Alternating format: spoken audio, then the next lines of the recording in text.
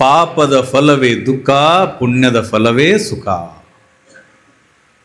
ಪಾಪವ ಮಾಡಿ ಹುಳವಾಗಿ ಹುಟ್ಟಿ ನರಕದಲ್ಲಿ ಬೀಳುವುದಕ್ಕಿಂತಲೂ ಪುಣ್ಯವನ್ನೇ ಮಾಡು. ನಿನ್ನೆ ದಿನ ನಾವೆಲ್ಲ ಪ್ರವಚನದೊಳಗೆ ಏನನ್ನು ತಿಳ್ಕೊಂಡಿವಿ ಅಂದರೆ, ಈ ನಾಡಿನಲ್ಲಿ ಮಹಾತ್ಮರು ಹೇಗೆ ಹುಟ್ಟಿದ್ರು, ಯಾತಕ್ಕಾಗಿ ಹುಟ್ಟಿದ್ರು, ಅಂತರಂಗದ ಬೆಳಕನ್ನು ತೋರಿಸ್ಲಿಕ್ಕಾಗಿ, ಒಳಗಿನ ಕತ್ತಲೆಯನ್ನು ಕಳೆದು ಸುಜ್ಞಾನದ ಬೆಳಕನ್ನು ನೀಡೋಕ್ಕಾಗಿ, ಈ ಜಗತ್ತಿನ ಉದ್ಧಾರಕ್ಕಾಗಿ ವೀರಭದ್ರ ಸ್ವಾಮಿ ಆಗಲಿ, ಶಿವನ ಅವತಾರಿಯಾಗಿರುವಂಥ ಶ್ರೀಶೈಲದ ಮಲ್ಲಯ್ಯ ಸ್ವಾಮಿ ಆಗಲಿ, ಮಹಾತ್ಮರಾಗಲಿ, ಶಿವಯೋಗಿಗಳಾಗಲಿ ಹುಟ್ಟಿ ಬಂದರು ಅನ್ನುವಂಥದ್ದು ನಿನ್ನೆ ದಿನ ತಿಳ್ಕೊಂಡಿರೋ ವಿಚಾರ. ಇವತ್ತೂ ಕೂಡ ಬಹಳಷ್ಟು ಸುಂದರವಾದ ವಿಚಾರ. ಈ ಮಹಾತ್ಮರು ಯಾವುದಕ್ಕೆ ಬಂದರು, ಎದಕ್ಕೆ ಬಂದರು? ಶರಣರು ತಮ್ಮ ಜೀವನದೊಳಗೆ ಒಂದು ಸೂತ್ರವನ್ನು ಸದಾಕಾಲ ಹೇಳ್ಕೊತ ಬಂದರು. ಯಾವ ಸೂತ್ರ ಅದು? ಕೇವಲ ಮನುಕುಲ ಉದ್ಧಾರಕ್ಕಾಗಿ ಅಲ್ಲ, ಈ ಜಗತ್ತಿನ ಎಲ್ಲ ಉದ್ಧಾರಕ್ಕಾಗಿ ಒಂದೇ ಒಂದು ಸೂತ್ರವನ್ನು ಶರಣರು ಹೇಳ್ತಾ ಬಂದಿರೋದನ್ನು ನಾವು ಕಾಣ್ತೇವೆ. ಏನು? ಸೋಹಂ ಎಂದೆನಿಸದೆ ದಾಸೋಹಂ ಎಂದೆನಿಸಯ್ಯ. ಈ ಒಂದೇ ಒಂದು ಸೂತ್ರ ಇಡೀ ಜಗತ್ತನ್ನೇ ಆಳಲಿಕ್ಕೆ ಪ್ರಾರಂಭ ಮಾಡಿದೆ. ನೋಡಿ, ಎಲ್ಲರೂ ಏನಂತಾರ? ದುಡಿರಿ, ಒಂದಿಷ್ಟು ಚಲೋ ದಾನ ಮಾಡ್ರಿ, ಉಣ್ರಿ, ಚಂದ ಬದುಕ್ರಿ. ಇದಲ್ಲ ಜೀವನದ ಸೂತ್ರ. ಅದನ್ನ ಶರಣರು ತಮ್ಮ ಸೂತ್ರದ ಮುಖಾಂತರ ಏನು ಹೇಳಿದ್ರು ಅಂದ್ರೆ, ಸೋಹಂ ಎಂದೆನಿಸದೆ ದಾಸೋಹಂ ಎಂದೆನಿಸಯ್ಯ. ಹೇ ಮನುಷ್ಯ, ನೀನು ಜೀವನದೊಳಗೆ ಹುಟ್ಟಿ ಅಂದ ಮೇಲೆ ಹುಟ್ಟಿನಿಂದ ಹಿಡ್ಕೊಂಡು ಸಾಯುವವರೆಗೂ, ಬೆಳಗಿನಿಂದ ಹಿಡ್ಕೊಂಡು ಮಲಗುವವರೆಗೂ, ಅಂದ್ರೆ ರಾತ್ರಿವರೆಗೂ ಜೀವನದೊಳಗೆ ನಿನ್ನ ಜೀವನ ಸಾರ್ಥಕತೆ ಆಗಬೇಕಾಗಿತ್ತು ಅಂದ್ರೆ ಏನು ಮಾಡಬೇಕು ಅಂತಂದ್ರೆ, ಪರೋಪಕಾರ, ದಾಸೋಹ, ಒಂದಿಷ್ಟು ದಾನ. ಇದರ ಮೂರರ ಅರ್ಥ ಅಷ್ಟೇ. ಒಂದ ಪರೋಪಕಾರ ಅಂದ್ರೂ ಅದ, ದಾನ ಅಂದ್ರೂ ಅದ, ಇನ್ನೊಬ್ಬರಿಗಾಗಿ ಬದುಕೋದು ಅಂದ್ರೆ ಅದ, ದಾಸೋಹ ಮಾಡೋದು ಅಂದ್ರೆ ಅದ. ಅದನ್ನ ಪುಟ್ಟರಾಜ ಗವಾಯಿಗಳು ಶರಣರು 12ನೇ ಶತಮಾನದ ಶರಣರು ಹೇಗೆ ಬರೆದಿದ್ರು ವಚನಗಳನ್ನ, ತ್ರಿಭಾಷಾ ಪಂಡಿತರಾಗಿರುವಂಥ 3 ಭಾಷೆಯಲ್ಲಿ ಪ್ರಾವೀಣ್ಯವನ್ನು ಪಡೆದಿರುವಂಥ ಪುಟ್ಟರಾಜ ಗವಾಯಿಗಳು ತಮ್ಮ ವಚನದೊಳಗೆ ಹೇಳ್ತಾರ, ಪಾಪದ ಫಲವೇ ದುಃಖ, ಪುಣ್ಯದ ಫಲವೇ ಸುಖ. ಪಾಪದ ಫಲ ಯಾವುದು ಅಂದ್ರೆ ದುಃಖ, ಪುಣ್ಯದ ಫಲ ಯಾವುದು ಅಂದ್ರೆ ಸುಖ. ಪಾಪವ ಮಾಡಿ ಹುಳವಾಗಿ ಹುಟ್ಟಿ, ಪಾಪವ ಮಾಡಿ ಹುಳವಾಗಿ ಹುಟ್ಟಿ ನರಕದಲ್ಲಿ ಬೀಳುವುದಕ್ಕಿಂತ, ಎಷ್ಟು ಚಲೋ ಮಾತು, ನರಕದಲ್ಲಿ ಬೀಳುವುದಕ್ಕಿಂತ ಪಾಪದ ಫಲವೇ ದುಃಖ, ಪುಣ್ಯದ ಫಲವೇ ಸುಖ. ಹೇ ಮನುಷ್ಯ, ಜೀವನದೊಳಗೆ ಒಂದಿಷ್ಟು ಪರೋಪಕಾರಿಯಾಗಿ ಬದುಕು, ಸ್ವಾರ್ಥಿ ಆಗಬೇಡ. ಜೀವನದೊಳಗೆ ನೀ ಏನಾದರೂ ಮಾಡಬೇಕಾಗಿತ್ತು ಅಂದ್ರೆ ಒಂದಿಷ್ಟು ಪರರಿಗೆ ಉಪಕಾರ ಮಾಡು. ಅದು ಜೀವನದ ಸಾರ್ಥಕತೆ, ಮೋಕ್ಷದ ಸಾಧನ. ಹುಲ್ಲಾಗು ಬೆಟ್ಟದಡಿ ಮನೆಗೆ ಮಲ್ಲಿಗೆ ಆಗು, ಕಲ್ಲಾಗು ಕಷ್ಟಗಳ ವಿಧಿ ಮಳೆಯ ಸುರಿಯೆ, ಬೆಲ್ಲ ಸಕ್ಕರೆಯಾಗು ದೀನ ದುರ್ಬಲರಿಂಗೆ, ಎಲ್ಲರೊಳಗೊಂದಾಗು ಮಂಕುತಿಮ್ಮ. ಹುಲ್ಲಾಗು ಬೆಟ್ಟದಡಿ ಮನೆಗೆ ಮಲ್ಲಿಗೆ ಆಗು, ಒಂದಿಷ್ಟು ಉಪಕಾರಿ ಆಗು. ಹುಟ್ಟಿ ಬಂದಿ ಅಂದ ಮೇಲೆ DVG ಅವರು ಹೇಳ್ತಾರೆ, DV ಗುಂಡಪ್ಪನವ್ರು, ಹುಲ್ಲಾಗು ಬೆಟ್ಟದಡಿ ಮನೆಗೆ ಮಲ್ಲಿಗೆ ಆಗು, ಕಲ್ಲಾಗು ಕಷ್ಟಗಳ ವಿಧಿ ಮಳೆಯ ಸುರಿಯೆ. ಯಾರಿಗೆ ಕಷ್ಟ ಐತೆ ಅಲ್ಲಿ ಒಂದು ಸ್ವಲ್ಪ ಉಪಕಾರಿ ಆಗು. ಬೆಲ್ಲ ಸಕ್ಕರೆಯಾಗು ದೀನ ದುರ್ಬಲರಿಂಗೆ, ಯಾರಿಗೆ ಆಗಿಲ್ಲ, ಅನುಕೂಲ ಇಲ್ಲ ಅಂಥವ್ರಿಗೆ ಬೆಲ್ಲ ಸಕ್ಕರೆ ನೀನಾಗು. ಎಲ್ಲರೊಳಗೊಂದಾಗು ಮಂಕುತಿಮ್ಮ. ಯಾವುದು ಧರ್ಮ ಅಂತ ಕೇಳಿದ್ರೆ ಒಂದು ಲಾಂಛನವನ್ನು ಹಾಕೊಂಡು ತಿರುಗಾಡೋದು ಧರ್ಮ ಅಲ್ಲ. ಯಾವುದು ಧರ್ಮ ಅಂತ ಕೇಳಿದ್ರೆ ನಮ್ಮ ಜೀವನದೊಳಗೆ ಯಾರು ಬಿದ್ದವ್ರ ಅದಾರ, ಯಾರು ಬೀಳಾಕತ್ತಾರ, ಮುಂದೆ ಬೀಳೋರು ಅದಾರ, ಅಂಥವ್ರನ್ನ ಎತ್ತಿ ಹಿಡಿಯೋದು ನಿಜವಾದ ಧರ್ಮ ಅಂತ ತಿಳ್ಕೊಂಡು ಹೇಳ್ತಾರೆ. ಹುಡುಗಿ ಬೀಳಾಗ ಹೋಗಿ ಕೈ ಹಿಡಿದು ಎತ್ತೋದು ದೊಡ್ಡದಲ್ಲ. ಏತನ್ ಮುದುಕಿ ಬೀಳಾಗ ಹಿಡಿಯೋದು ಧರ್ಮ. ಹುಡುಗಿ ಬೀಳಾಗ ಭಾಳ ಮಂದಿ ಹಿಡಿಯೋರು ಅದಾರ ಈ ಜಗತ್ತಿನಾಗ, ಕಾಯ್ಕೋತ ಕೂತಾರೆ ಯಾವಾಗ ಬೀಳ್ತಾಳ ಅಂತೇಳಿ. ಆದ್ರೆ ಮುದುಕಿ ಬೀಳಾಗ ಹಿಡಿಯೋರು ಬೇಕಲ್ಲ, ಅದು ಬಹಳಷ್ಟು ಮುಖ್ಯ. ಧರ್ಮ ಪತಿತಂ ಪತಂತಂ ಪತಿಶಂತಂ ಧರತಿಯತಿ ಧರ್ಮ. ಬಿದ್ದವರನ್ನು ಬೀಳಾಕತ್ತವರನ್ನು ಮುಂದೆ ಬೀಳೋವರನ್ನು ಎತ್ತಿ ಹಿಡಿಯೋದು ನಿನ್ನ ಜೀವನದ ಕಾಯಕ, ನಿನ್ನ ಜೀವನದ ಧರ್ಮ, ಪರರಿಗಾಗಿ ಬದುಕೋದು ಧರ್ಮ. ಈಗ ಹಂಗಿಲ್ಲ, ಇನ್ನೊಬ್ಬರನ್ನ ಬೀಳಸಾಕ ನೋಡುವುದೇ ಧರ್ಮ ಆಗ್ಯದ. ಎಲೆಕ್ಷನ್ ಕೆಡವಿದ್ರಂದ್ರೆ ಮುಗಿದು ಹೋತವ, ಮತ್ತೆ ಪೂರ ಮೂಲಿಗೆ ಗುಂಪಾಗಿರ್ಬೇಕು. ಹಂಗೆ ಮಾಡ್ತಾರೆ. ಕಾರಣ ಏನು ಅಂದ್ರೆ ಇನ್ನೊಬ್ಬರನ್ನ ಬೆಳೆಸೋದು ಧರ್ಮ ಅಲ್ಲ, ಬೀಳೋವರನ್ನು ಎತ್ತಿ ಹಿಡಿಯೋದು ನಿಜವಾದ ಧರ್ಮ. ಒಬ್ಬರಿಗೆ ಒಳ್ಳೆಯದನ್ನು ಮಾಡೋದು. ಜೀವನದೊಳಗೆ ನಿನಗೆ ಕೆಟ್ಟದ್ದು ಒಳ್ಳೇದು ಮಾಡೋಕ್ಕಾಗಿಲ್ಲ ಅಂದ್ರೆ ಹೇ ಮನುಷ್ಯ ಕೆಟ್ಟದ್ದನ್ನು ಮಾಡಬೇಡ ಅಂತ ತಿಳ್ಕೊಂಡು ಹೇಳ್ತಾರೆ. ಕಟ್ಟಿ ಕುಂತ ತಾಯಂದ್ರು ಒಂದಿಷ್ಟು ಮಂದಿ, ನಿಮ್ಮೂರ ಕಡೆ ಅಲ್ಲ ನಮ್ಮ ಕಡೆ, ಕಟ್ಟಿ ಕುಂತ ನಮ್ಮ ತಾಯಂದ್ರು ಏನು ಮಾಡ್ತಿರ್ತಾರ, ಇನ್ನೊಬ್ಬರ ಮನೆ ಸುದ್ದಿನ ಮಾತಾಡ್ತಿರ್ತಾರೆ. ಮಾಡಲಿಲ್ಲ ಅಂದ್ರೆ ಅವ್ರಿಗೆ ಉಂಡ ಹೋಳಿಗೆ ಒಳಗಿನ ಹೂರ್ನ ಅರಗಂಗಿಲ್ಲ. ಮ್ಯಾಲಿನ ಕನಕ ಅದು ಜೀರ್ಣ ಆಗಂಗಿಲ್ಲ. ಜೀವನದೊಳಗೆ ಇನ್ನೊಬ್ಬರು ಸುದ್ದಿ ಬಿಡು, ಮನುಷ್ಯ ಜೀವನದೊಳಗೆ ನಿನಗೆ ಎಷ್ಟೆಲ್ಲ ಅವಕಾಶ ಕೊಟ್ಟಾನ ದೇವ್ರ, ಅದನ್ನು ಒಂದಿಷ್ಟು ಬಳಸ್ಕೋ, ಪರರಿಗೆ ಉಪಕಾರ ಮಾಡು. 4000 ಕಿತಾಬ್ ಪढ़ने से ಕಬೀರದಾಸರು ಬರೀತಾರೆ, 4000 किताब पढ़ने से 4 बात निकलता है, 2 बात याद रखने का, 2 बात भूल जाने का. ಎಷ್ಟು ಸುಂದರ ಮಾತುಗಳು. 4000 ಪುಸ್ತಕಗಳನ್ನು ಓದಿದಾಗ 4 ಮಾತುಗಳು ತಿಳಿದು ಬರ್ತಾವಂತ. ಯಾವ 4 ಮಾತುಗಳು ಅಂತಂದ್ರೆ 2 ಮರೆವು, 2 ನೆನಪಿಡವು ಅಂತ. ನಿಮಗೆ ನಾವು ಮರೆವು ಹೇಳೆ, ನೆನಪಿಡೋ ಹೇಳೆ? ಯಾವ? ನೆನಪಿಡೋ ಹೇಳಿ ಆಮೇಲೆ ಮರೆವು ಹೇಳೆ. ನೆನಪಿಡೋ ಹೇಳಿ ಮರೆವು ಹೇಳಿಬಿಟ್ನೆ ಅಂದ್ರೆ ಒಟ್ಟು ಮರೆತು ಬಿಡ್ತೀರಿ ನೀವು. ಮೊದಲ ಮರೆವು ಹೇಳ್ತೀನಿ, ಅವೆರಡು ಮರೆತು ಹೋಗಿಬಿಡ್ಲಿ. ನೆನಪಿಡೋ ಭಾಳ ಮುಖ್ಯದಾವ.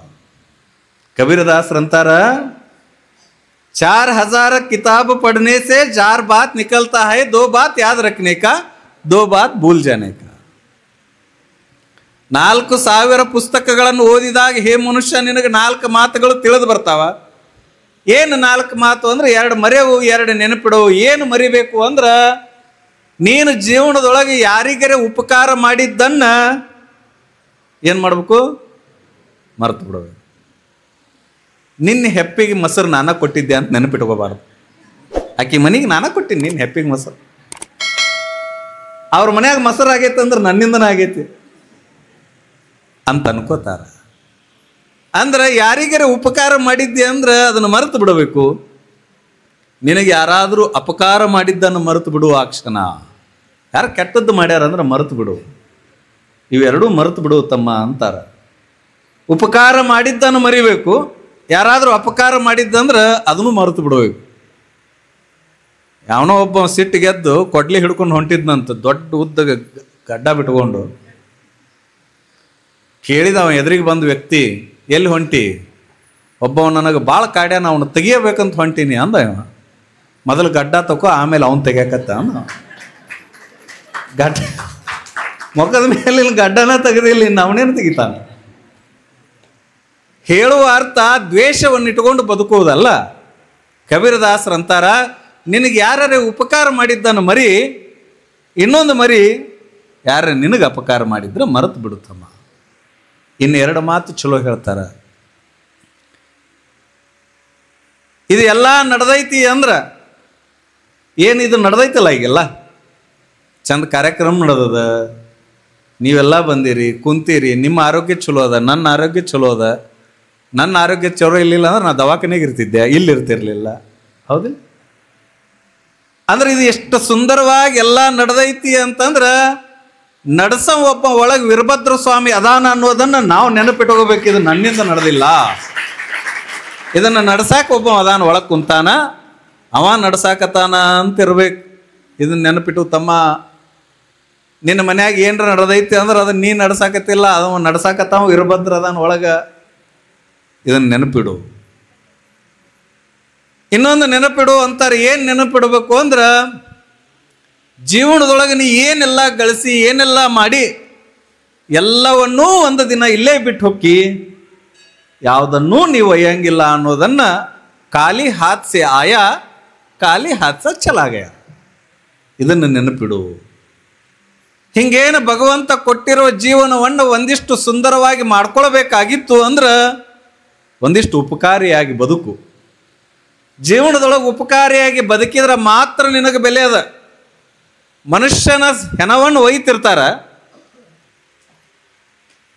ಅವನ ಹಿಂದೆ 4 ಮಂದಿ ಅದಾರ ಅಂದ್ರೆ ತಿಳ್ಕೊಬೇಕು ಇದು ಪುಣ್ಯ ಈಟ ಮಾಡೈತೆ ಅಂತ. ಊರು ಮಂದಿ ಅಳಾಕತ್ತಿದ್ರು ಅಂದ್ರೆ ತಿಳ್ಕೊಬೇಕು ಇದು ಚಲೋ ಪುಣ್ಯ ಮಾಡ್ಯಾನ ಅಂತೇಳಿ. ಮತ್ತು ಹೊರಕ್ಕೂ ಯಾರೂ ಇಲ್ಲ ಅಂದ್ರೆ ತಿಳ್ಕೊಳ್ಬೇಕು ಇದು ಹಿಂಗೆ ಉರಿದಾಡಿ ಹೋಗೈತೆ ಅಂಥೇಳಿ.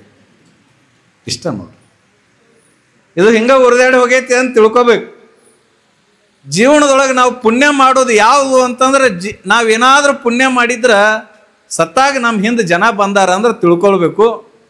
ಮತ್ತು ಕಟ್ಟಿ ಕೂತವ್ರೊಟ್ಟು ಹೋದಿದ್ದ ಚಲೋ ಆತ್ಬಿಡೋ ಅಂತ ತಿಳ್ಕೊಂಡ್ರು ಅಂದ್ರು ಅಂದ್ರೆ ಅವಾಗ ನಾವು ತಿಳ್ಕೊಳ್ಬೇಕು ಇದು ಹಿಂಗೆ ಉರ್ಕೊಂಡು ಹೋಗೈತಿ, ಇದು ಏನೂ ಮಾಡಿಲ್ಲ, ಇನ್ನೊಬ್ಬರದ್ದು ಬಡದ ತಿಂದ ಹೋಗ್ಯಾ ನೀವ.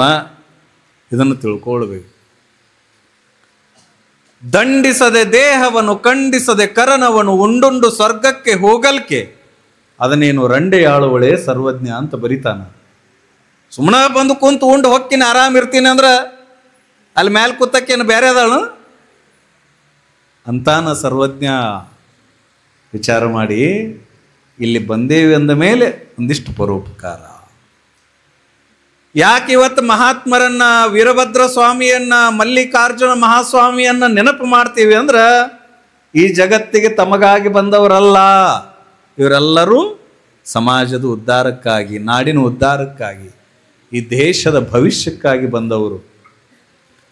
ಮಹಾತ್ಮರನ್ನು ನೆನೆಸ್ತೇವೆ.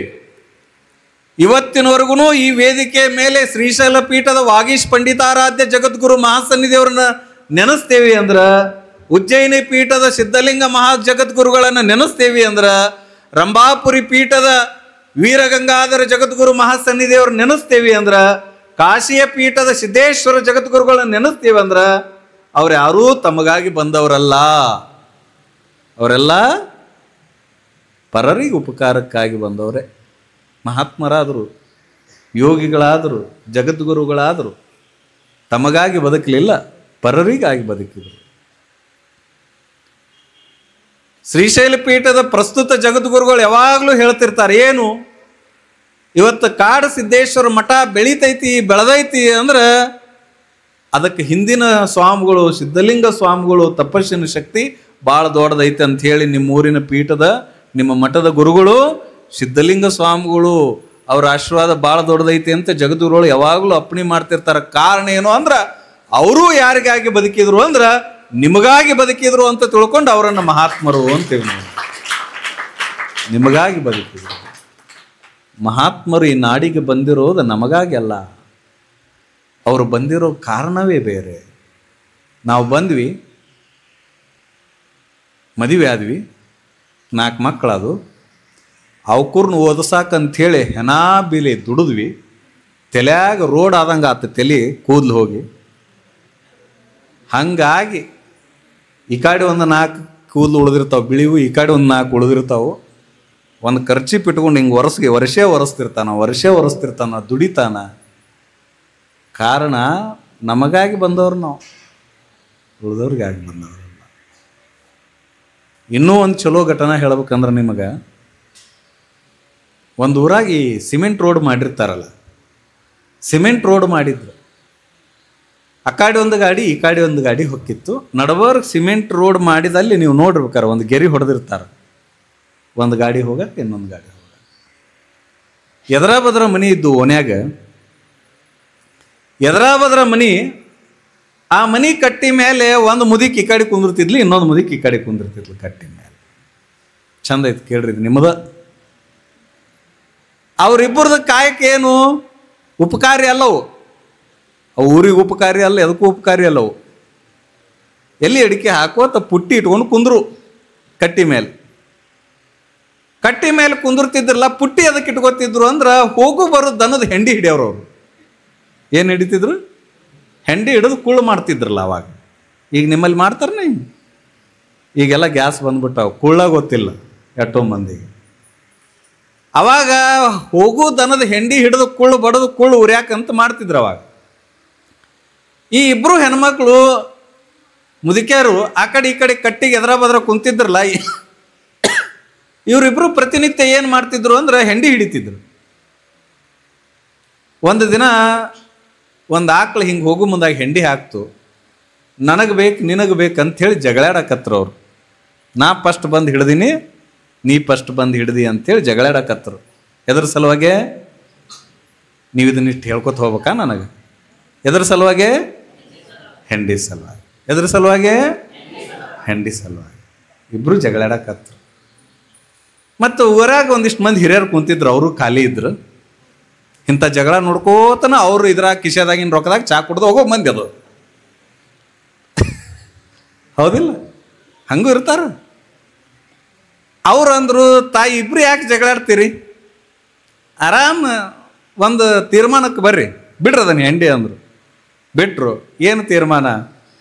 ಹಿಂಗೇನು ರೋಡ್ ಐತಿ, ಆ ರೋಡಿನ ನಡ್ಬರ್ಕ್ ಒಂದು ಚಲೋ ದೊಡ್ಡ ಗೆರಿ ಹೊಡೀರಿ. ಆ ಗೆರಿ ಈ ಕಡೆ ಬಿದ್ರ ಈ ಹೆಣ್ಮಗಳಿಗೆ ಹೆಂಡಿ ಸೇರ್ಬೇಕು, ಈ ಗೆರಿ ಈ ಕಡೆ ಬಿತ್ತಂದ್ರ ಈ ಹೆಣ್ಮಗಳಿಗೆ ಸೇರ್ಬೇಕು. ಇಷ್ಟು ತೀರ್ಮಾನ ಮಾಡ್ರಿ, ಭಾಳ ಚಲೋ ಐತಿ. ಕೋರ್ಟ್ನ್ಯಾಗೂ ಹಿಂಗೆ ಹೇಳ್ತಿರ್ಲಿಲ್ಲ ಬಿಡೋ, ತೀರ್ಮಾನ ಅಷ್ಟು ಚಲೋ ಐತೆ ಅಂತೇಳಿ ಇಬ್ರು ಕೂಡಿ ಒಂದು ಚಲೋ ಗೆರಿ ಹೊಡೆದ್ರ ನಡ್ಬರ್ಕ, ಅಳಕ್ಲಾರ್ದಂಥದ್ದು.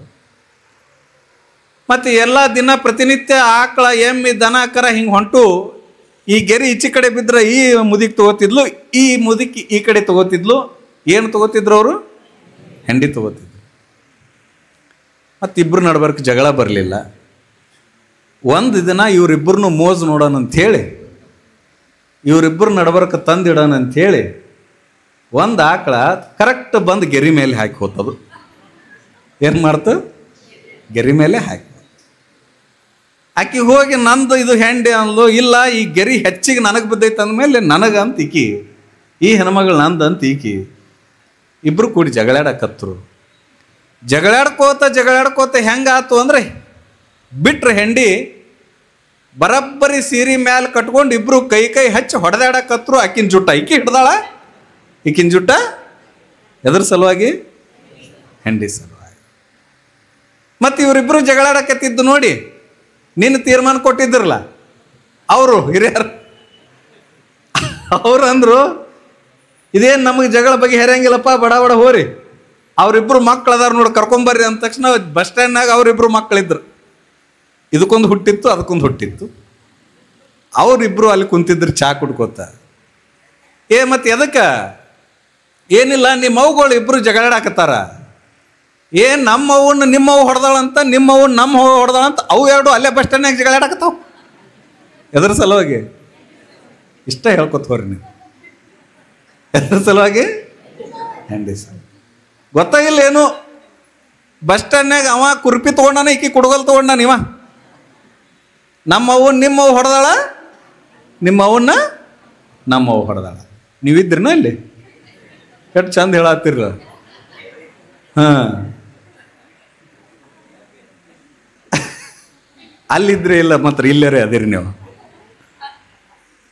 ಅವಾಗ ಮತ್ತು ಅವರಿಬ್ಬರು ಹೊಡೆದಾಡ್ಕೋತ ಬಂದರು. ಈ ಗಂಡ್ಮಕ್ಳ ಜಗಳ, ಸ್ವಲ್ಪ ಹೆಣ್ಮಕ್ಳ ಜಗಳ ಅವಾಗ ಮುಗಿದು ಹೋಗ್ಬಿಡ್ತೈತೆ. ಅಕ್ಕಿ ಆ ಕಡೆ ಒದರಾಡ್ಕೊತ ಹೋಗ್ಕಳ, ಈಕಿ ಈ ಕಡೆ ಒದರಾಡ್ಕೊತ ಹೋಗ್ಕಳ, ಮುಗಿತೈತಿ. ಈ ಗಂಡ್ಮಕ್ಳ ಜಗಳ ಸ್ವಲ್ಪ ಬೇಗ ಮುಗಿಯಂಗಿಲ್ಲ. ಇದು ಯಾಕೋ ಮಗನ, ಆ ಮಗನ, ಈ ಮಗನ ಅಂತ ಬೈಕೋತ ಅವರಿಬ್ಬರು ಜಗಳಾಡ್ಕೋತ ಅವರಿಬ್ಬರು ತೊಗೊಂಡು ಏನು ಮಾಡಿದ್ರು ಅಂದ್ರೆ, ಅವ ಕುಡ್ಗೋಲ್ ತೊಗೊಂಡು ಇವನಿಗೆ ಹೊಡೆದ, ಇವ ಒಂದು ಕೊಡ್ಲಿ ತೊಗೊಂಡು ಇವ ಹೊಡೆದ. ಅವನದೊಂದು ಕಾಲು ಹೋತು, ಇವನೊಂದು ಕೈ ಹೋತು. ಊರಾಗ ಬಂದ ಬಿಟ್ರು. ಕೈ ಕಾಲು ಹೋದ ತಕ್ಷಣ ಯಾರು? Wow wow wow. ಯಾರು? ಅದಕ್ಕೆ ಹಂಗೆ ಅನ್ಬಾರ್ದು. ಏನು ಅನ್ಬೇಕು? Wow wow. ಎದಕ್ಕೆ ಬಂದ್ರ ಅವ್ರ? ಹೆಂಡಿ ಸಲುವಾಗಿರೋ. ಅಲ್ಲಿಗೆ ಹೋತ್ ನೋಡ್ರಿ. ಅಲ್ಲಿಗೆ ಹೋತಲ್ಲ ಬಂದ್ರ ಅವರು. ಊರಾಗ ಕರ್ಫ್ಯೂ ಆತು, ಯಾರೂ ಹೊರಗೆ ತಿರುಗಾಡಂಗಿಲ್ಲ, ಹೊರಗೆ ಬರಂಗಿಲ್ಲ. ಒಂದು ಕೈ ಹೋಗೈತೆ, ಒಂದು ಕಾಲು ಹೋಗೈತೆ. ಎದ್ರ ಸಲುವಾಗಿ? ಬದುಕ್ರೆ ಹೆಂಗೆ ಬದುಕ್ತಿರಿ? ಹೆಂಡಿ ಸಲುವಾಗಿ. ಮತ್ತು ಅವ್ರಿಬ್ಬರ ಮೇಲೆ FIR ಆಯ್ತು. ಪೊಲೀಸ್ ಜೀಪ್ನಾಗ ಹಿಡ್ಕೊಂಡು ಹೋದ್ರು. ಕೋರ್ಟಿಗೆ ಹೋತು. ಕೋರ್ಟ್ನಾಗ ಹಿಂಗೆ ಜಡ್ಜ್ ಕುಂತಿದ್ದ. ಜಡ್ಜ್ ಮುಂದೆ ಹೋಗಿ ಫೈಲ್ ಇಟ್ರು. ಎದ್ರ ಫೈಲ್ ಕೇಳಿರನೇ? ಎಲ್ಲರಿ ಇಂಥದ್ದು ಹೆಂಡಿ ಫೈಲ್. ಅವ ತೆಗ್ದ. ತಲೆಯಾಗ ಮೊದ್ಲ ಕೂದಲು ಹೋಗಿದ್ದು, ತಲೆ ಒರೆಸ್ಕೋತ ಕೂತಿದ್ದ. ಜಡ್ಜ್ ನೋಡಿದ, ಅವನಿಗೆ ದಿಕ್ಕ ತಪ್ತು. ಎಂಥ ಕೇಸಪ್ಪ ಇದು ಅಂದವ. ಯಾವ ಕೇಸ್ ಅದು? ಹೆಂಡಿ ಕೇಸ್.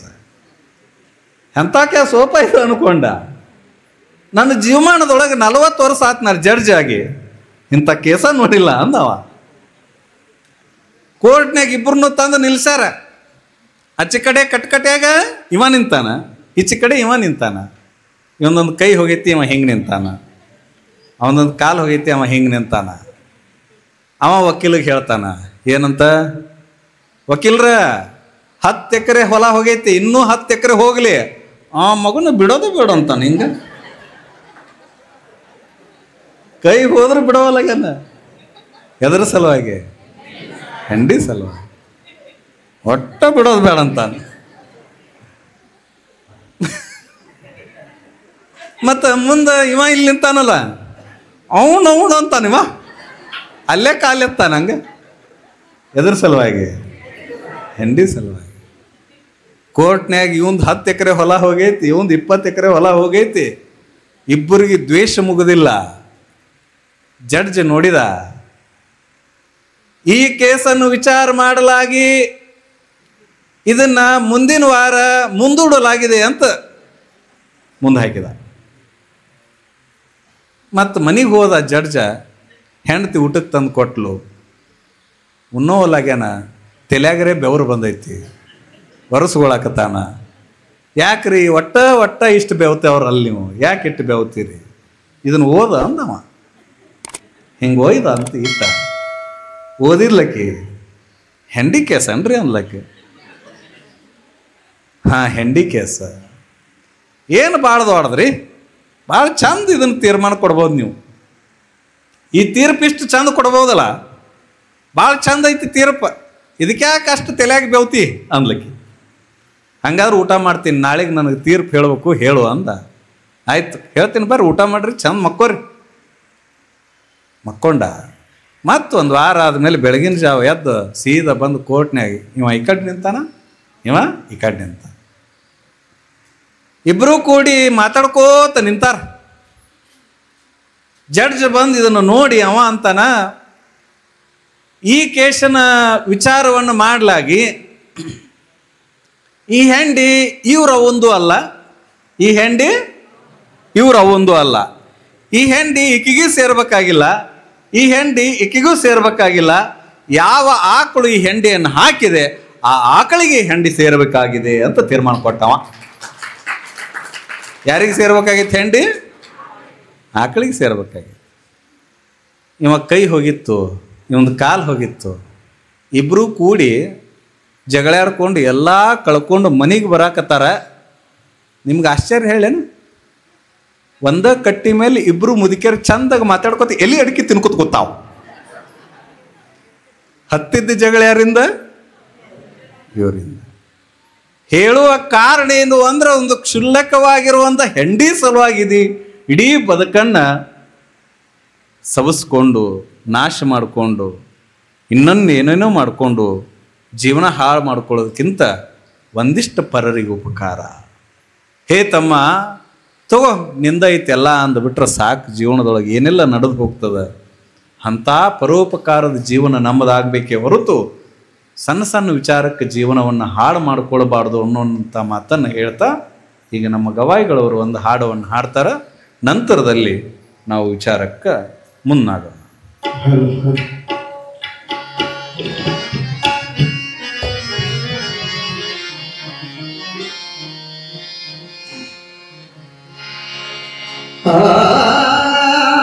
ಕೇಳು ಧ್ಯಾನ ಶಿವಧ್ಯಾನ ಮಾಡಣ್ಣ, ನಿನ್ನೊಳಗೆ ನೀನು ನೋಡಣ್ಣ. ಕೇಳ ಧ್ಯಾನ ಶಿವಧ್ಯಾನ ಮಾಡಣ್ಣ, ನಿನ್ನೊಳಗೆ ನೀನು ತಿಳಿದು ನೋಡಣ್ಣ. ನಿನ್ನೊಳಗೆ ನೀನು ತಿಳಿದು ನೋಡಣ್ಣ, ನಿನ್ನೊಳಗೆ ನೀನು ತಿಳಿದು ನೋಡಣ್ಣ. ಕಾಶಿ ಯಾತ್ರೆಯ ಚೆನ್ನಾಗಿ ಮಾಡು,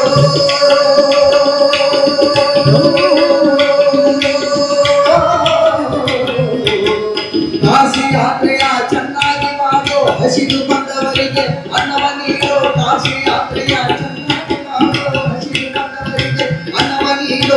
ದಾನ ಧರ್ಮವ ನಿತ್ಯನೆ ಮಾಡಣ್ಣ, ದಾನ ಧರ್ಮವ ನಿತ್ಯನೆ ಮಾಡಣ್ಣ.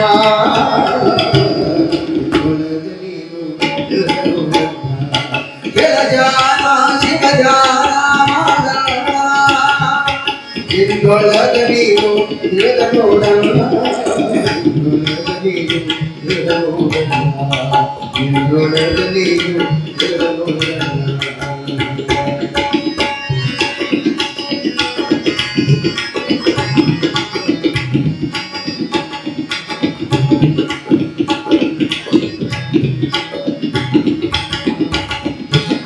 ಸ್ವರ್ಗವ ಸುಟ್ಟು ಮೂಗಿಯ ಮಾಡೋ,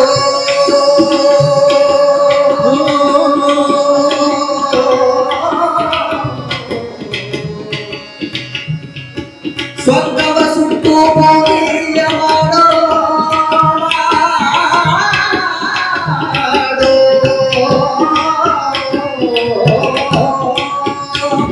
ಸ್ವರ್ಗವ ಸುಟ್ಟು ಭೂಮಿಯ ಮಾಡೋ. ಧರ್ಮವೆಂಬುದು ಹರಣ ಮಾಡೋ, ಸಿಟ್ಟು ಬಂದಾಗ ವಿಹಾರ ಮಾಡಲ್ಲ,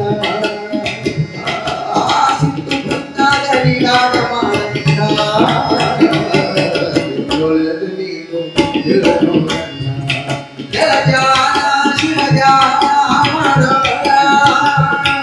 ನಿನ್ನೊಳಗೆ ನೀನು ತಿಳಿದು ನೋಡಣ್ಣ, ನಿನ್ನೊಳಗೆ ನೀನು ತಿಳಿದು ನೋಡಣ್ಣ, ನಿನ್ನೊಳಗೆ ನೀನು ತಿಳಿದು ನೋಡಣ್ಣ.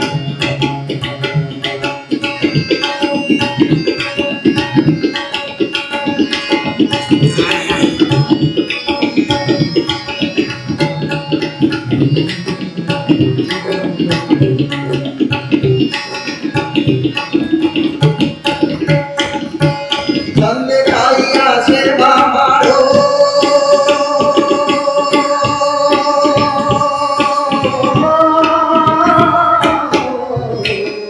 ತಂದೆ ತಾಯಿಯ ಸೇವಾ ಮಾಡೋ. ಮೋಕ್ಷಮಾರ್ಗದ ದಾರಿಗೆ ಹಿಡಿಯೋ, ಶಿಶುನಾಳ ದೀಕ್ಷಣ ಪಾದ ಶಿಶುನಾಳ ದೀಕ್ಷಾ, ಶಿಶುನಾಳ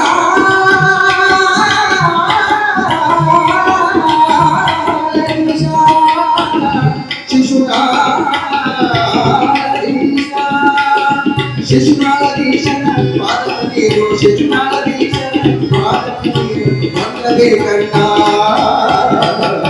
ನಿನ್ನೊಳಗೆ ನೀನು ತಿಳಿದು ನೋಡಣ್ಣ, ಜಲಜಾನ ಶಿವಜಾನ ಮಾಡಣ್ಣ.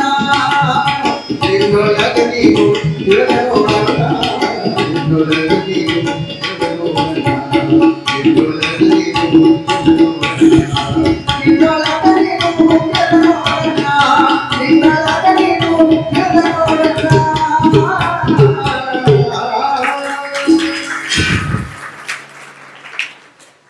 ಪರೋಪಕಾರಾಯ ಫಲಂತಿ ವೃಕ್ಷಾಃ, ಪರೋಪಕಾರಾಯ ದುವಂತಿ ಗಾವಃ, ಪರೋಪಕಾರಾಯ ವಹಂತಿ ನದ್ಯಃ, ಪರೋಪಕಾರಾರ್ಥಂ ಇದಂ ಶರೀರಂ ಅಂತ. ಪರರಿಗಾಗಿನೇ ಮರಗಳು, ಆಕಳಗಳು, ನದಿಗಳು ಇರೋದು. ಯಾವುದೇ ಗಿಡ ತನ್ನ ಮಾವಿನ ಹಣ್ಣನ್ನು ತಾನ ತಿಂದಿಲ್ಲ, ಇನ್ನೊಬ್ಬರಿಗಿನ ಕೊಟ್ಟದು. ಯಾವ ನದಿನೂ ತನ್ನ ನೀರನ್ನು ತಾನು ಕುಡಿದಿಲ್ಲ. ಯಾವ ಗಾಳಿನೂ ತನ್ನ ಗಾಳಿಯನ್ನು ಸ್ವತಃ ತಾನೇ ಸೇವನೆ ಮಾಡಿಲ್ಲ. ಹಂಗೆ ಮನುಷ್ಯ ನೀನು ಇನ್ನೊಬ್ಬರಿಗಾಗಿ ಒಂದಿಷ್ಟು ಬದುಕು, ಪರೋಪಕಾರವನ್ನು ಮಾಡು.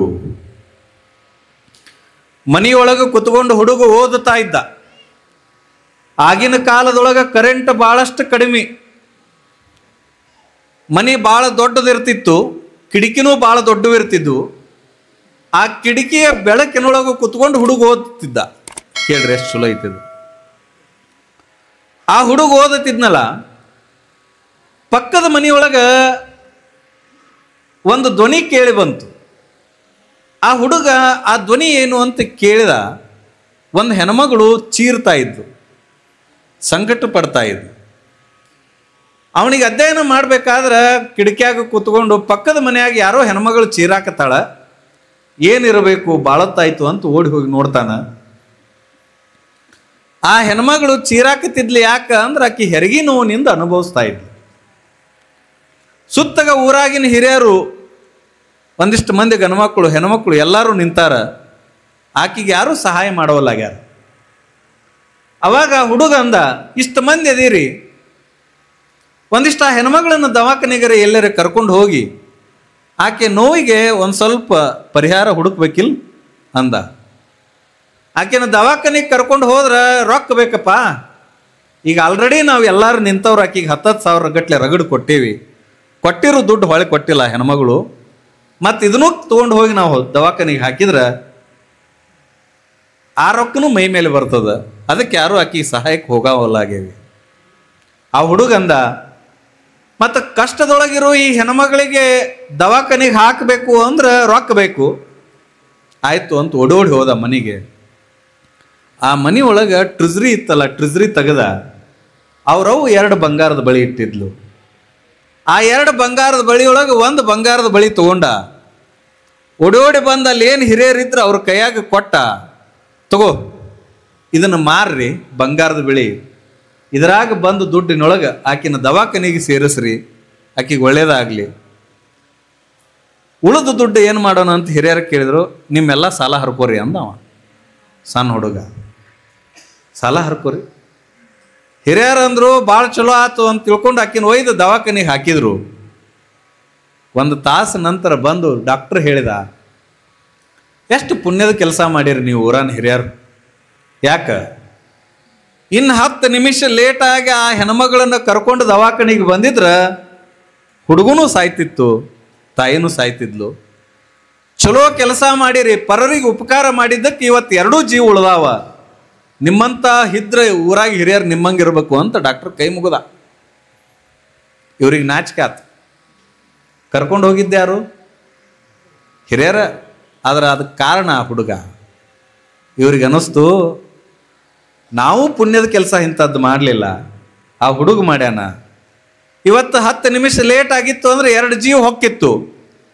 ಬೇಗ ತಂದು ಸೇರ್ಸೇವಂದ್ರೆ ಇದ್ರ ಹಿಂದಿನ ಕಾರಣ ಒಂದು ಹುಡುಗದಾನ. ಇದು ಏನು ಅವರು ಧನ್ಯವಾದ ಹೇಳ್ಯಾರಲ್ಲ, ಇದು ನಮಗೆ ಸೇರ್ಬೇಕಾಗಿಲ್ಲ, ಇದು ಅವನಿಗೆ ಸೇರ್ಬೇಕಂತ ಹೇಳಿ ಸೀದಾ ಆ ಹುಡುಗನ ಮನೆ ಹತ್ರ ಬಂದ್ರಿ ಇವರು ಹಿರಿಯರು.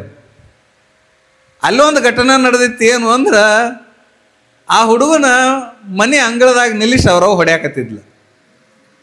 ಎದಕ್ಕೆ? ಬಳಿ ಉಟ್ಕೊಂಡಿ ಅಂಥೇಳಿ. ಬಳಿ ಯಾಕೆ ಕೊಟ್ಟಿರಿ ಅಂಥೇಳಿ. ನೀವಲ್ಲಿದ್ರೇನೋ ಒಟ್ರು ಇಲ್ಲ, ಆದರೂ ಕತಿಯೇ ಕೇಳಾಕತ್ತೀರಿ ಅಂತ ಅರ್ಥ. ಬಳಿ ಯಾಕೆ ಕೊಟ್ಟಿ ಅಂತ ಹೊಡ್ಯಾಕತ್ತಾರ ಅಂತ ನಾವು ತಿಳ್ಕೊಂಡೇವಿ. ಆ ಹಿರಿಯರು ಬಂದು ಆ ಯವ್ವನ ಕೈ ಹಿಡಿದು ತಡೆದು, ತಾಯಿ ನಿನ್ನ ಮಗ ಎಂಥ ಚಲೋ ಕೆಲಸ ಮಾಡ್ಯಾನ, ಇವತ್ತು ಊರು ಮೆಚ್ಚು ಕೆಲಸ ಮಾಡ್ಯಾನ. ಬರೇ ನಾವು ಮೆಚ್ಚೋದಲ್ಲ, ಇಡೀ ಊರು ಮೆಚ್ಚಬೇಕಂತ ಕೆಲಸ ಮಾಡ್ಯಾನ. ಅಂಥ ಹುಡುಗಿಗೆ ನೀ ಹೊಡಿಯಾಕತ್ತೀಯಲ್ಲ, ಹೊಡಿಬೇಡವಾ. ಭಾಳ ಒಳ್ಳೆ ಕೆಲಸ ಮಾಡ್ಯಾನ, ಒಂದು ಉಪಕಾರ ಮಾಡ್ಯಾನ, ಪರೋಪಕಾರ ಮಾಡ್ಯಾನ. ಏನು? 2 ಜೀವ ಉಳಿಸ್ಯಾನ. ಅಂಥ ಹುಡುಗಿಗೆ ಹೊಡ್ಯಾಕತ್ತೀಯಲ್ಲ ಅಂದಾಗ ತಾಯಿ ಅಂತಾಳ, ತಪ್ಪು ತಿಳ್ಕೊಂಡಿರಿ. ಯಾಕೆ ಹೊಡ್ಯಾಕತ್ತೀನಿ ಅಂತಂದ್ರೆ ನನ್ನ ಮಗ ಟ್ರಿಜ್ರಾಗಿಟ್ಟು ಬಂಗಾರದ ಬಳಿ ಒಯ್ದಾನ ಅಂತ ಹೊಡ್ಯಾಕತ್ತಾನ ಅಂತ ನೀವು ತಿಳ್ಕೊಂಡಿರಿ. ನಾ ಅದಕ್ಕೆ ಹೊಡ್ಯಾಕತ್ತಿಲ್ಲ. ಟ್ರಿಜ್ರಿ ಒಳಗೆ ನಾ ಬಂಗಾರದ ಬಳಿ 2 ಇಟ್ಟಿದ್ದೆ, ಒಂದ ಒಯ್ದು ಕೊಟ್ಟಾನ, ಇನ್ನೊಂದಿತ್ತಲ್ಲ ಅದನ್ನೂ ಯಾಕೆ ಕೊಟ್ಟಿಲ್ಲ ಅಂತ ಹೊಡ್ಯಾಕತ್ತೀನಿ ಹೊರತು ಒಂದ ಯಾಕೆ ಕೊಟ್ಟಿ ಅಂತ ನಾ ಹೊಡ್ಯಾಕತ್ತಿಲ್ಲ. ಇಂಥವ್ರು ಎಷ್ಟು ಮಂದಿದ್ದೀರಿ ಇಲ್ಲಿ? ನಾನು ನಿಮ್ಮ ಮನೆಗೆ ಬರ್ತೀನಿ ನಾಳೆ. ಟ್ರಿಜ್ರಿಯಾಗ 2 ಬಂಗಾರದ ಬಳಿ ಹೇಳ್ರಿ, ನಾ ಒಂದ ತಗೋತೀನಿ. 2 ತಗೋರಿ ಅಜ್ಜಾರ ಅಂತ ಅನ್ನೋರು ಯಾರದ್ರಿ? ಕೈ ಹತ್ರಿ. ಅವು ಪ್ರವಚನಕ್ಕೆ ಬರಲ್ಲ ನಾಳೆಯಿಂದ ಅಂದ್ರು. ಗೊತ್ತಿರಲಿ, ಪರೋಪಕಾರಕ್ಕಾಗಿನೇ ಮಗನನ್ನು ಬೆಳೆಸಿರುವಂಥ ತಾಯಿ ಆ ಹುಡುಗ ಬೇರೆ ಯಾರೂ ಅಲ್ಲ, ಮುಂದೊಂದು ದಿನ ದೊಡ್ಡ ವ್ಯಕ್ತಿ ಆಗ್ತಾನೆ, ಆತನೇ ಬಾಲ ಗಂಗಾಧರನಾಥ ತಿಲಕರಾಗ್ತಾರೆ ಈ ಜಗತ್ತಿನೊಳಗೆ ಅನ್ನುವಂಥದ್ದು ಇತಿಹಾಸ. ಎಂತಿಂಥ ಮಹಾತ್ಮರು ಪರೋಪಕಾರಕ್ಕಾಗಿ ಬದುಕಿದ್ರು. ಮಹಾತ್ಮ ಗಾಂಧೀಜಿಯವರು ಸಾಬರಮತಿ ಆಶ್ರಮ ಅಂದ್ರೆ ಸಾಬರಮತಿ ಎನ್ನುವಂಥ ಒಂದು ನದಿ ಗುಜರಾತ್ನಾಗ, ಆ ನದಿಯ ದಂಡಿ ಮೇಲೆ ಆಶ್ರಮ ಕಟ್ಟಿದ್ರು. ಅದಕ್ಕೆ ನದಿ ಹೆಸರಿಟ್ರು. ಎದಕ್ಕೆ? ಆಶ್ರಮಕ್ಕೆ ಸಾಬರಮತಿ ಆಶ್ರಮ ಅಂತೇಳಿ. ಕಾರಣ, ಮಹಾತ್ಮ ಗಾಂಧೀಜಿಯವ್ರೂ ಕೂಡ ಹಿಂಗ ದಾರಿ ಒಳಗೆ ಹೋಗ್ಬೇಕಾದ್ರೆ ಒಂದು ಹೆಣ್ಮಗಳು ಒಂದ ಸೀರೆ ತಕ್ಕಿನ ಹತ್ರ ಬಡತನ ಹಂಗಿತ್ತು ಭಾರತ ದೇಶದೊಳಗೆ. ಎಷ್ಟು ಬಡತನ ಇತ್ತು ಆ ಮುದುಕಿ ಹತ್ರ, ಹೆಣ್ಮಗಳ ಹತ್ರ ಅಂದ್ರ ನದಿ ನಡಬರಕ್ಕೆ ಹೋಗಿ ಎದಿ ಮಠ ನೀರು ಬರೋ ಮಠ ನಿಂತು ಹೆಣ್ಮಗಳು ಆ ನದಿ ಒಳಗೆ ಒಂದ ಸೆರಗನ್ನ ಅರ್ಧ ಸೀರೆಯನ್ನು ಉಟ್ಕೊಂಡು ಅರ್ಧ ಸೀರೆ ತೊಳಿತಿದ್ಲಂತ. ಅದು ತೊಳೆದಿದ್ದ ಸೀರೆ ಮತ್ತೆ ಉಟ್ಕೊಂಡು ಮತ್ತೆ ಉಳಿದಿದ್ದ ಅರ್ಧ ಸೀರೆ ತೊಳಿತಿದ್ಲು. ಇದನ್ನು ನೋಡಿದ್ರು. ನನ್ನ ದೇಶದೊಳಗೆ ಇಷ್ಟು ಜನ ಬಡವರು ಅದಾರ ಅಂದ್ರೆ ನಾನು ಮೈತುಂಬ ಅಂಗಿ ಹಾಕೋಬಾರ್ದಂತ ಅವತ್ತು ತೀರ್ಮಾನ ಮಾಡ್ತಾರ. ಅವತ್ತಿನಿಂದ ಮಹಾತ್ಮ ಗಾಂಧೀಜಿಯವರು ತಮ್ಮ ಜೀವನದೊಳಗೆ ಅಂಗಿನ ಹಾಕೊಳ್ಳಿಲ್ಲ ಅಂತ ಇತಿಹಾಸ ಕೇಳ್ತೇವೆ. ಅವನಿಗೆ ಅದಕ್ಕೆ ಮಹಾತ್ಮ ಗಾಂಧೀಜಿ ಅಂತ ಕರೆದ್ರು. ಅವರೂ ಕೂಡ ಮಹಾತ್ಮರು, ಪರರಿಗಾಗಿ ಬದುಕಿದ್ರು. ಎಷ್ಟು ಮಂದಿ? ಒಬ್ರ ಇಬ್ರ? ಇದೇ ನಿಮ್ಮ ಬೆಳಗಾವಿ ಜಿಲ್ಲೆ ಸೌದತ್ತಿ ಸಿರಸಂಗಿ ಲಿಂಗರಾಜ ದೇಸಾಯರು 7 ಜನ ಹೆಣ್ಮಕ್ಕಳನ್ನು ಮದುವೆ ಆದರು, ಒಬ್ಬರಿಗೆ ಮಕ್ಕಳಾಗಲಿಲ್ಲ. 7 ಮಂದಿ ಆದ. ಒಂದಾಗಿ ನೀಗ್ಸೋದ ಕಷ್ಟ ಐತಿ. ಇವತ್ತು 7 ಆದ. ಯಾಕೆ 7 ಆದ್ರು? 7 ಮದುವೆಯನ್ನು ಆಗಿರುವಂಥ ಸಿರಸಂಗಿ ಲಿಂಗರಾಜ ದೇಸಾಯರು ಯಾಕಂದ್ರೆ ತಮ್ಮ ವಂಶ ಬೆಳೀಲಿ, ಇಡೀ ಸಂಪತ್ತು, ಸಾವಿರಾರು ಎಕರೆ ಇರುವಂಥ ಸಂಪತ್ತು ಈ ನಾಡಿಗೆ ಉಪಯೋಗ ಆಗಲಿ ಅಂತ ತಿಳ್ಕೊಂಡು ಮಾಡಿದ್ರೆ, ಆ ಸಂದರ್ಭದೊಳಗೆ ಯಾರೋ ಮಹಾತ್ಮರು ಅವ್ರ ಮನೆಗೆ ಪಾದ ಪೂಜೆಗೆ ಹೋದಾಗ, ಯಪ್ಪ ಮಕ್ಕಳಿಲ್ರಿ, ಅತನೀಶ್ ಶಿವಯೋಗಿಗಳು ಹೋದ್ರು, ಹಾನಗಲ್ ಕುಮಾರಸ್ವಾಮಿಗಳು ಹೋದ್ರು ಅಂತ ಕೇಳ್ತೇವೆ ಇತಿಹಾಸ. ಮಕ್ಕಳಿಲ್ರಿ ಅಂದಾಗ ಅವ್ರಂತಾರ, ತಮ್ಮ ಮಕ್ಕಳು ಯಾಕೆ ಬೇಕು? ಜೀವನನ ಮುಗಿದು ಹೊಂಟೈತಿ, ನಿನ್ನ ಇಡೀ ಆಸ್ತಿಯನ್ನ ಇಡೀ ಲಿಂಗಾಯತ ಸಮಾಜಕ್ಕಾಗಿ ಕೊಟ್ಬಿಡು. ಅಲ್ಲಿ ಲಿಂಗಾಯತ ಸಮಾಜದಾಗಿರುವಂಥ ಮಕ್ಕಳು, ಬಡ ಮಕ್ಕಳು, ಅಂದ್ರು, ಅನಾಥರು, ಆಶ್ರಯ ಇಲ್ಲದಂಥ ಎಲ್ಲ ಮಕ್ಕಳು ನಿನ್ನ ಮಕ್ಕಳು ಅಂತ ತಿಳ್ಕೊಳ್ಳು ದೇಸಾಯಿ ಅಂತ ತಿಳ್ಕೊಂಡು ಆಶೀರ್ವಾದ ಮಾಡ್ತಾರ.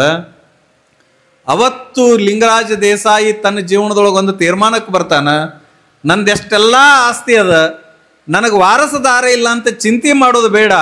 ಇಡೀ ಲಿಂಗಾಯತ ಸಮಾಜದೊಳಗೆ ಹುಟ್ಟಿರುವಂಥ ಎಲ್ಲ ಮಕ್ಕಳು ಕೂಡ ನನ್ನ ಮಕ್ಕಳಂತ ತಿಳ್ಕೊಳ್ಳೋನು ಅಂತ ತಿಳ್ಕೊಂಡು ಇಡೀ ಸಂಪತ್ತನ್ನು ಧಾರೆ ಎರಿತಾರ.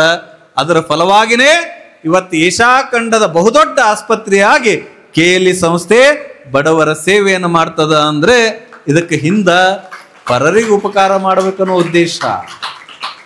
ಎಷ್ಟು ಚಲೋ ಇದು ಮಾತು. ಬಿಜಾಪುರದೊಳಗೆ BLD ಸಂಸ್ಥೆ ಕಟ್ಟಿದ್ರು. ನೋಡ್ರಿ ಹೆಂಗದ ಇತಿಹಾಸಗಳು. ಒಂದಲ್ಲ ಎರಡಲ್ಲ, ಸಾವಿರಾರು ಇತಿಹಾಸ ಯಾರಿಗೂ ಗೊತ್ತೇ ಇಲ್ಲ.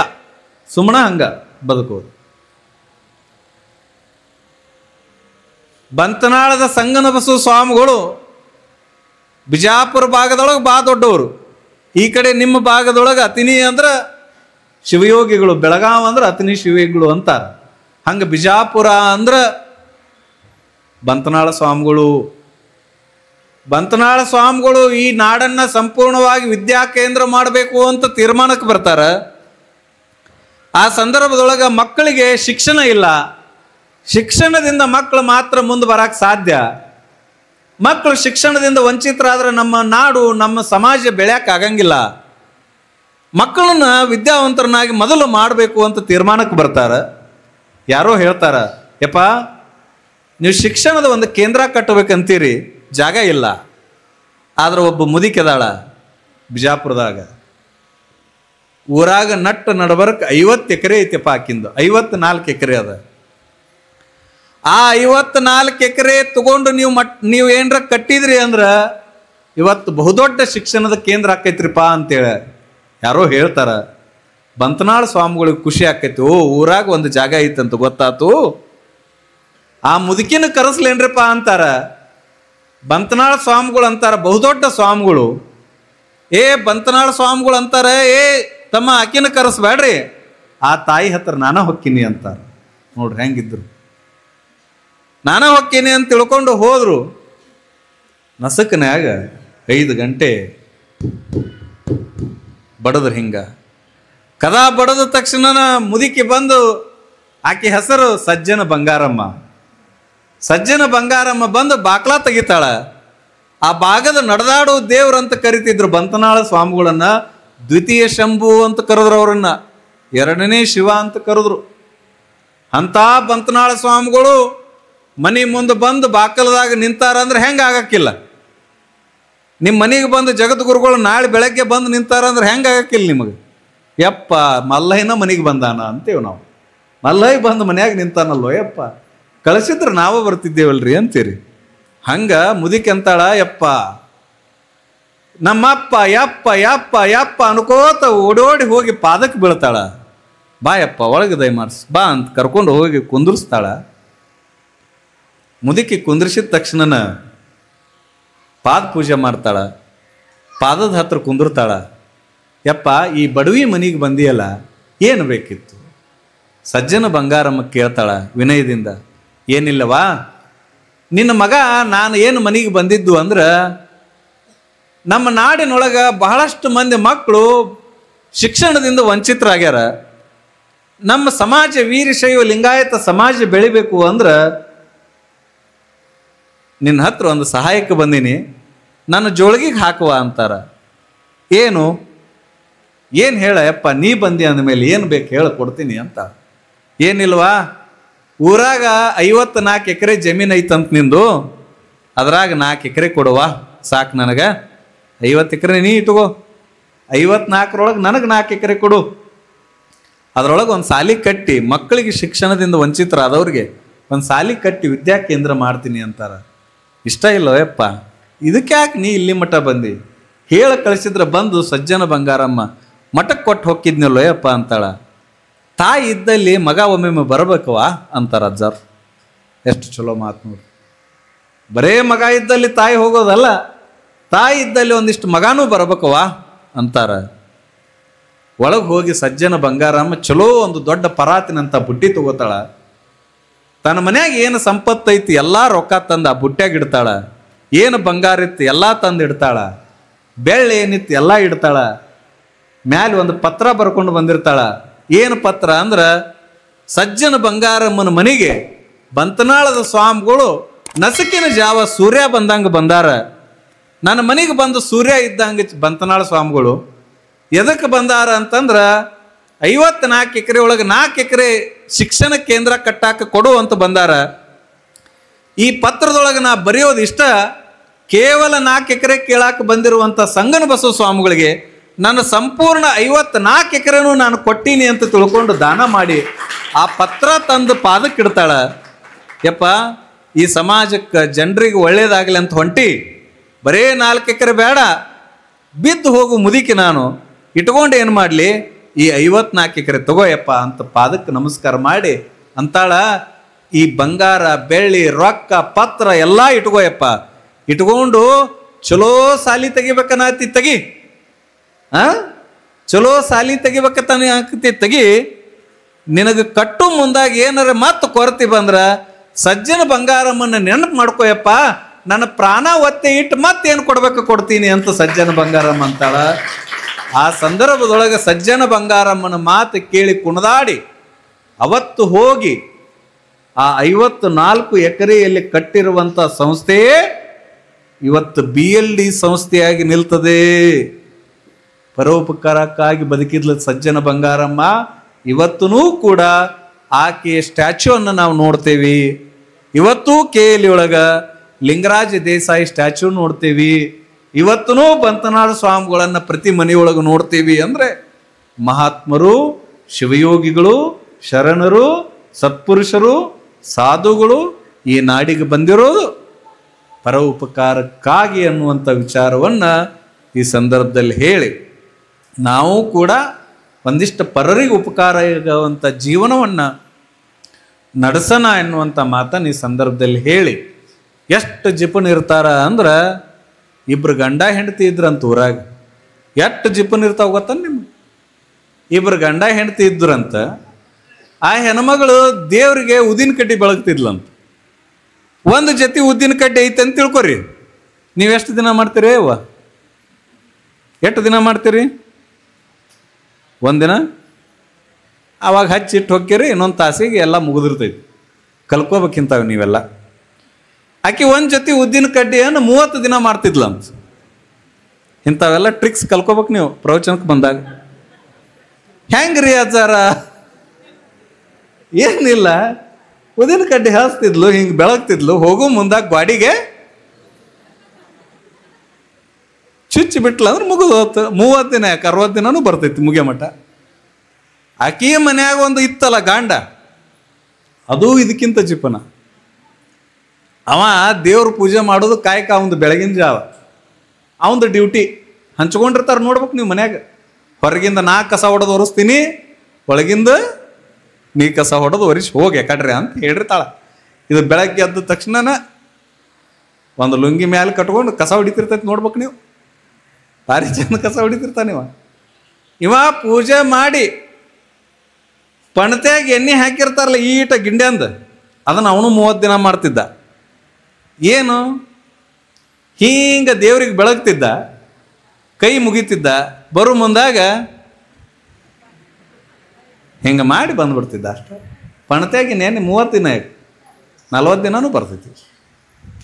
ಇಂಥವ್ರು ಇವರಿಬ್ರು ಇನ್ನೊಬ್ಬರಿಗೆ ಪರರಿಗೆ ಕೊಡೋದು ಬಿಡ್ರಿ, ತಮಗೆ ಜೀವನ ಚಂದ ಮಾಡ್ತಿದ್ದಿಲ್ಲ ಇವು. ಇಂಥವು ಇದ್ದು ಹುಟ್ಟಿದ್ದು ಇವ ಯಾಡ. ಒಂದು ದಿನ ಹಿಂಗೇನು ಯಡೂರ ಅಂತ ಹಿಂಗೆ ಊರೈತಿ, ಇದ್ರ ಮಗ್ಲು ದೊಡ್ಡ ಊರ ಅಂದ್ರೆ ಈಗ ಚಿಕ್ಕೋಡಿ ಅಂತ ಊರಿಗೆ, ಒಂದು ದೊಡ್ಡ ಊರಿಗೆ ಮದುವೆಗೆ ಹೋಗೋದು ಬತ್ತವ. ಅವ ಬಡ ಮದುವೆಗೆ ಹೋದ ಬೆಳಗಿನ ಜಾವ ದೇವ್ರ ಪೂಜೆ ಮುಗಿಸಿ ಚಿಕ್ಕೋಡಿಗೆ ಅವಾಗ ಹೋಗ್ಬೇಕಂದ್ರೆ ಹಿಂಗೆ ನಡ್ಕೋತ ಹೋಗ್ಬೇಕು. ಅವಾಗ ಏನು ನಡ್ಕೋತ ಮೈಲಿಗಳನ್ನಂತ ಎನಿಸ್ಕೋತ ಹೋಗ್ತಿದ್ರು. 4 ಮೈಲಿ 8 ಮೈಲಿ ಅಂತೇಳಿ. ಈಗ ನಂಗೆ ಕಾರು ಬೈಕು ಇರಲಿಲ್ಲ. ನಡ್ಕೋತ ಹೋದ ಬೆಳಗಿನ ಜಾವ ತಂಪತ್ತಿನಾಗ ಹೋದ್ರ ಆತಂತೇಳಿ ಹೋಗಿದ್ದ. ಇನ್ನೇನು ಚಿಕ್ಕೋಡಿಯೊಳಗೆ ಎಂಟ್ರಿ ಹಾಕ ನಾ ನೋಟ್ರೊಳಗನ ಅವನಿಗೆ ನೆನಪಾತು, ಏನು ದೇವ್ರ ಮುಂದೆ ದೀಪ ಹರಿಸಿ ಬಂದಿಲ್ಲ. ಯಪ್ಪ ಅನ್ಕೊಂಡ. ಹೊಳ್ಳಿ ಕೈಚೀಲ ಬಗಲಾಗಿ ಏನು ಇಟ್ಕೊಂಡಿದ್ದ, ಹೊಳ್ಳಿ ಓಡಾಕ್ ಚಾಲೋ ಮಾಡಿದ. ಎಲ್ಲಿಂದ? ಚಿಕ್ಕೋಡಿಯಿಂದ ಓಡಾಕ್ ಚಾಲೋ ಮಾಡಿದ. ಇದ್ರ ಹನೆ ಬರಕ್ಕೆ ಅಲ್ಲಿ ಮದುವೆಗೆ ಹೋಗಿತ್ತು. ಊಟ ಮಾಡಿ ಮದುವೆ ಅಕ್ಷತೆ ಹೋಗೋದು ಬರ್ಬೇಕಿಲ್ಲ, ಮನ್ಯಾಗಿನ ದೀಪ ಆರಿಸ್ಬೇಕಂತ ಹೊಳ್ಳಿ ಓಡಾಕತ್ತೈತಿ. ಹೊಳ್ಳಿ ಓಡೋಡಿ ಬಂತು. ಕಟ್ಟಿ ಮೇಲೆ ಹೆಣ್ಮಗಳು ಕೊತ್ತಾ ಬಿಟ್ಟಿದ್ಲು. ಗರ್ತಿ ಗಂಗವ್ವ ಕೊತ್ತಾ ಬಿಟ್ಟಿದ್ಲು. ಯಾಕ್ರಿ ಹಿಂಗ್ಯಾಕೆ ಓಡಿ ಬಂದಿರಿ? ಮೈ ನೋಡ್ರಿ ಎಟ್ಟು ತೊಯ್ದೈತಿ, ಎಟ್ಟು ಬೆವರು ಬಂದೈತಿ. ಎದಕ್ಕಿಟ್ಟು ಓಡಿ ಬಂದಿರಿ? ಸರಿ ನೀ ಮೊದಲು ಸರಿ, ಆ ಕಡೆ ಸರಿ, ಈ ಕಡೆ ಸರಿ ಅಂದ್ಲು. ಯಾಕೆ? ಏನಿಲ್ಲ, ನಾ ಹೋಗೋ ಮುಂದಾಗ ದೀಪ ಆರಿಸಿಲ್ಲ, ನೀನು ಸರಿ ಮೊದಲು ದೀಪ ಆರಿಸ್ತೀನಿ ಅಂದವ. ಅಕ್ಕಿ ಅಂದ್ಲು, ಸಮಾಧಾನ ತಗೋರಿ, ನಿಮ್ಮ ಹೆಂಡತಿದಿನ್ನ ಆರ್ಸಕ್ಕೆ ಕುಂತೀನಿ ಕಟ್ಟಿಗೆ ಅಂದ್ಲಕ್ಕಿ. ಏನು ಮಾಡ್ಯಾಳ? ಆರ್ಸಕ್ಕೆ ಕೂತಾಳ. ಯವ್ವ ಇಂಥವು ಇರ್ಬೇಕು ನೋಡಿ ಯವ್ವ, ನನಗೆ ಒಟ್ಟ ಊರಾಗ ಆರ್ಸಕ್ಕೆ ಕೂತಾಳ. ಇಂಥವ್ರು ಹೆಚ್ಚಬೇಕು ಊರಾಗ. ಆರ್ಷ ಕುಂತೀನಿ ಅನ್ಲ ಅವ ಅಂದ, ಯಪ್ಪ ಭಾಳ ಚಲೋ ಮಾಡಿದಿ, ನೀನು ಕಟ್ಕೊಂಡು ಇದಕ್ಕೆ ಸಾರ್ಥಕ ಆತ್ನ ಅನ್ಲಕ್ಕಿ ಅಂದವ. ಯಾಕ ಈಟ್ ಎಣ್ಣೆ ಉಳಿಸಾಳ, ಇಷ್ಟ ಆಯ್ತಲ್ಲ, ಅಕ್ಕಿ ಸುಮ್ಮಿರ್ಬೇಕಿಲ್ಲ. ಅಲ್ರಿ ಬೆಳಗಿನ ಜಾವ ಚಿಕ್ಕೋಡಿಗೆ ಹೋಗಿರಿ, ಅಲ್ಲಿಂದ ಹೊಳ್ಳಿ ಮತ್ತೆ ಚಿಕ್ಕೋಡಿಯಿಂದ ಇದನ್ನು ಅರಸಕ್ಕಂತಿಟ್ಟು ಓಡಿ ಬಂದಿರಿ. ಇಟ್ಟು 3 ಮೈಲ್ ಹೋಗಿ 3 ಮೈಲ್ ಹೊಳ್ಳಿ ಬಂದಿರಲ್ಲ, ಮತ್ತು ನನಗೊಂದು ಚಿಂತೆ ಐತೈತಿ ಅನ್ಲಕ್ಕಿ. ಏನು ಮತ್ತು ಇಟ್ಟು 3 ಮೈಲ್ ಹೋಗಿ 3 ಮೈಲ್ ಹೊಳ್ಳಿ ಬಂದಿರಂದ್ರೆ ನಿಮ್ಮ ಕಾಲನ್ ಚಪ್ಪಲ್ ಎಟ್ಟು ಸೌದಿರಕ್ಕಿಲ್ಲ ಅನ್ಲಕ್ಕಿ. ಅವ ಅಂದ, ನಾನು ನಿನ್ನ ಗಂಡದೀನಿ, ನೀ ಯಾರಿಗೆ ಶಂಕ್ ಕೂತಿಯಲ್ಲ, ಹಂಗೆ ಹೋಗೋ ಮುಂದಾಗ ಬರೋ ಮುಂದಾಗ ಚಪ್ಪಲ್ ಸವಿತಾವಂತನ ಆ ಕಡೆ ಕಿಶೆದಾಗ ಒಂದೊಂದು ಇಟ್ಕೊಂಡು ಬಂದೀನಿ ಅಂದವ. ಇವು ಪರೋಪಕಾರಕ್ಕಾಗಿ ಬದುಕುವ, ಇಂಥವು ಯಾವಾಗ್ರೆ ಬದುಕ್ತಾವ. ಜೀವನ ಬಹಳಷ್ಟು ಅತಂತ್ರ ಆಗ್ಯದ. ಶಾಸ್ತ್ರ ಪುರಾಣ ಪ್ರವಚನ ಯಾಕಂದ್ರೆ ನಮ್ಮ ಧರ್ಮದ ಹಾದಿಯಲ್ಲಿ ನಾವು ಬೆಳೆಯೋಣ, ಪರರಿಗೆ ಉಪಕಾರಿ ಆಗೋಣ. ಒಂದಿಷ್ಟು ಪರೋಪಕಾರಾರ್ಥಂ ಇದಂ ಶರೀರಂ. ಈ ಜೀವನ ಬಂದೈತಿ ಅಂದ್ರೆ ಅದು ಪರೋಪಕಾರಕ್ಕಾಗಿ ಬಂದೈತಿ ಅನ್ನುವಂಥ ತತ್ವ ಸಿದ್ಧಾಂತಗಳನ್ನು ತಿಳ್ಕೊಳ್ಳೋದೇ ನಿಜವಾದ ಜೀವನ. ನೀವು ಪರೋಪಕಾರಕ್ಕಾಗಿ ಬದುಕ್ರಿ. ಯಾರ್ಯಾರೇ ಹಸಿವಾಗೈತೆ ಅಂದ್ರೆ ಒಂದಿಷ್ಟು ಅನ್ನವನ್ನು ಹಾಕೋದು, ಯಾರಾದರೂ ನೀರಡಿಸಿ ಬಂದಾರ ಅಂದ್ರೆ ಒಂದಿಷ್ಟು ನೀರು ಕೊಡೋದು. ನಿಮ್ಮ ಮಕ್ಕಳು ಸಾಲಿಗೆ ಹೊಂಟಾವ, ಮಗ್ಲ ಮನೆಯವ್ರು ಸಾಲಿಗೆ ಹೊಂಟಿಲ್ಲ ಅಂದ್ರೆ ಅವ್ರಿಗೆ ಬಡವ್ರು ಅದಾರ, ಸಾಲಿಗೆ ಕಟ್ಟಕ್ಕೆ ಫೀ ಇಲ್ಲ ಅಂದ್ರೆ ಜೀವನದೊಳಗೆ ಕಿಶೆದಾಗ ದಪ್ಪನ ಪೆಂಡಿ ಇಟ್ಕೊಂಡು ಅಡ್ಡಾಡೋ ಸಾವುಕಾರ ಅಲ್ಲ. ಕಿಶೆದಾಗ 500 ನೋಟ್ ಇನ್ನೊಬ್ಬರಿಗೆ ಕಾಣ್ಲಿ ಅಂತ ದಪ್ಪನ ಪೆಂಡಿ ಇಟ್ಕೊಂಡು ಅಡ್ಡಾಡೋ ಸಾವುಕಾರ ಅಲ್ಲ. ನನ್ನ ಮಕ್ಕಳ ಜೊತೆಗೆ ಆ ಮಗನು ಸಾಲಿಗೆ ಹೋಗ್ಲಿ ಅಂತ ಸಾಲಿ ಫೀ ಯಾವ ಕಟ್ಟತಾನಲ್ಲ ಅವ ದೊಡ್ಡವ, ಅವ ಶ್ರೀಮಂತ ಈ ಜಗತ್ತಿನೊಳಗೆ ಅನ್ನುವಂಥದ್ದನ್ನು ನಾವು ಅರ್ಥ ಮಾಡ್ಕೊಳ್ಬೇಕು. ಪರರಿಗಾಗೇ ಈ ಜೀವನದೊಳಗೆ ಒಂದಿಷ್ಟು ಬದುಕಬೇಕು ಅಂದಾಗ ಜೀವನ ಸಾರ್ಥಕತೆ ಆಗ್ತದೆ ಎನ್ನುವಂಥ ಮಾತನ್ನು ಹೇಳ್ತಾ, ಮಣ್ಣ ಕನಕನದಲ್ಲೂ ತಂಪು ತೆನಿವಿಗಳಿರಲಿ, ಒಲವಿನ ಹೊರತೆ ನಿಮ್ಮದೆಂದೂ ಬತ್ತದಿರಲಿ, ಕಸವರಸವಾಗಿ ಬಾಳು ನಂದನವಾಗಿ ಭ್ರಮರಾಂಬ ಸಹಿತ ಮಲ್ಲಿಕಾರ್ಜುನ ಸ್ವಾಮಿಯ ಕೃಪಾ, ಭದ್ರಕಾಳಿ ಸಮೇತ ವೀರಭದ್ರ ಮಹಾಸ್ವಾಮಿಯ ಕೃಪಾ, ಜಗದ್ಗುರು ಮಹಾಸನ್ನಿಧಿಯವರ ಕೃಪಾ ನಿಮ್ಮ ಮನೆಗೆ, ಮನೆತನಕ್ಕೆ, ನಿಮ್ಮ ಎಲ್ಲ ಮಕ್ಕಳಿಗೆ ಅವರೆಲ್ಲರ ಆಶೀರ್ವಾದ ಹೊಳೆಯಾಗಿ ಹರಿದು ಬರಲಿ ಅಂತ ಹಾರೈಸಿ ನನ್ನೇ ಅಡಮಾತಿಗೆ ವಿರಾಮ ಹೇಳ್ತಿದ್ದೀನಿ. ಎಲ್ಲರಿಗೂ ಶರಣು ಶರಣಾರ್ಥಿ.